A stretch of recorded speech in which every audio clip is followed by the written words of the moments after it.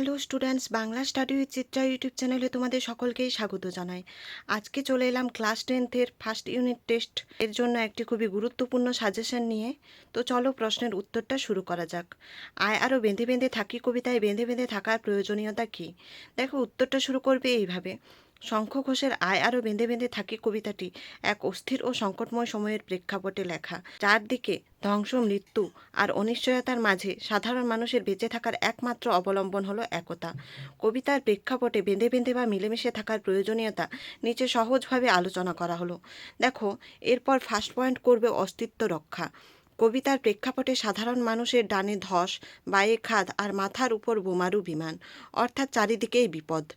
এই চরম সংকটে একা বেঁচে থাকা অসম্ভব, তাই অস্তিত্ব টিকিয়ে রাখতে দলবদ্ধ হওয়া প্রয়োজন। দেখো, এরপর দ্বিতীয় নম্বর পয়েন্ট করবে ইতিহাসের বিকৃতি রোধ। কবি বলেছেন আমাদের কোনো ইতিহাস নেই, অথবা যা আছে তা বিকৃত। আমরা যখন ঐক্যবদ্ধ থাকি তখন সত্য ইতিহাসকে রক্ষা করা এবং নিজেদের পরিচয় বাঁচিয়ে রাখা সহজ হয়। এরপর তৃতীয় পয়েন্ট করবে মানসিক শক্তি লাভ। প্রতিকূল পরিবেশে মানুষ যখন একা হয়ে যায় তখন সে অসহায় বোধ করে। একে অপরের হাত ধরে থাকলে মনে সাহস জাগে এবং কঠিন পরিস্থিতির মোকাবিলা করার শক্তি পাওয়া যায়। দেখো, এরপর নেক্সট পয়েন্ট করবে বিপন্নতা থেকে মুক্তি। সাধারণ মানুষের ঘরবাড়ি আজ ঘর ছাড়া, শিশুরা মৃত।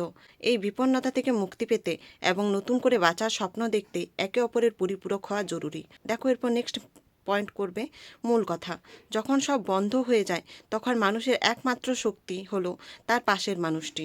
সম্মিলিত প্রতিরোধের মাধ্যমে ধ্বংসস্তূপের মাঝেও প্রাণের স্পন্দন টিকিয়ে রাখা সম্ভব।